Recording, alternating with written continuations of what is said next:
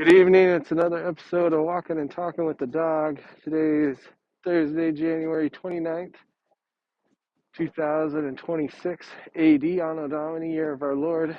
We again have our co-host, the boy, and so we're going out for a walk. It is still bitter cold, and the boy has his sock gloves on again, covering up those mitts.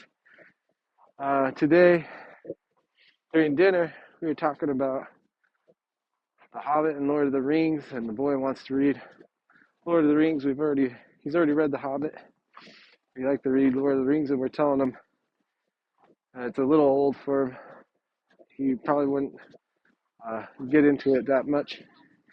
But I was telling him about some of the characters, and one of the characters, Samwise Gamgee. And when I told him about Samwise, I leaned over. I said, "He's my favorite," because I like to think of myself as kind of like a Samwise kind of guy. Hence my name, Helper. I try to take on that persona. I hadn't even thought about it until just then,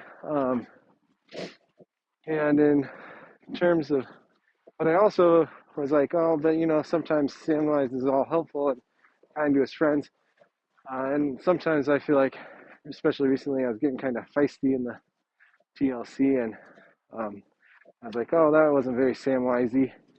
But then as I thought about it, I remembered Samwise's attitude towards Gollum, and he was very protective of Frodo, and did not appreciate the presence of Gollum, or Smeagol, with him and Frodo, and he was very protective of him,